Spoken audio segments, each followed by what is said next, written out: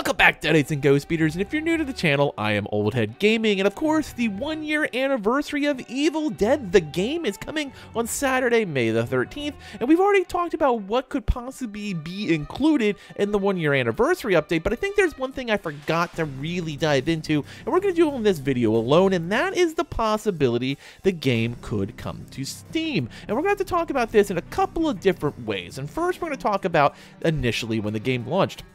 Now, of course, the game launched exclusively on Epic Games. It's still on Epic Games. And the question was, will it ever come to Steam? And initially, when there was data miners that really dug in, like leaks of Samaria, now they did find some code for Steam files, and you have to kind of take that with a grain of salt because it could have been one of two things. One, it was prepped for when they get out of the 1-year exclusivity. That's very possible, and it's probably about 50% of the possibility.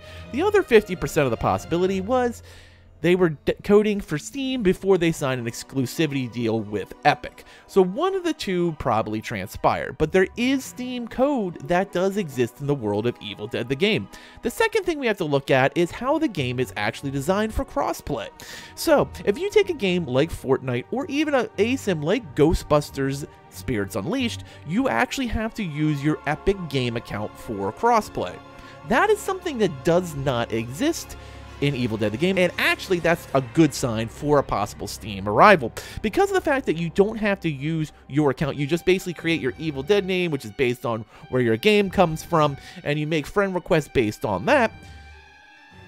Crossplay is not dependent on Epic Games.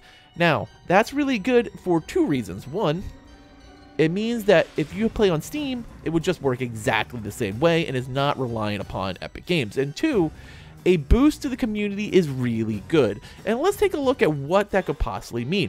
I have talked to plenty of people who are PC gamers, love ASIMs, play DBD with them, play all sorts of new games, including some of the newer launch games like Project Playtime and, of course, Puppet Master the game.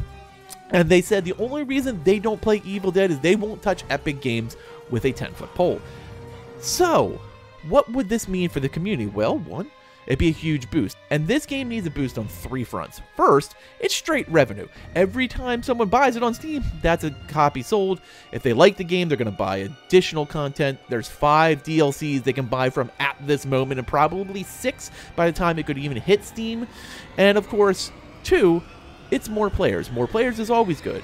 Of course, they're new, so it's kind of like when the Sony influx came or the Epic influx came when it was free, but new players is a good thing. And 3, it's another format for people to choose where they want to play.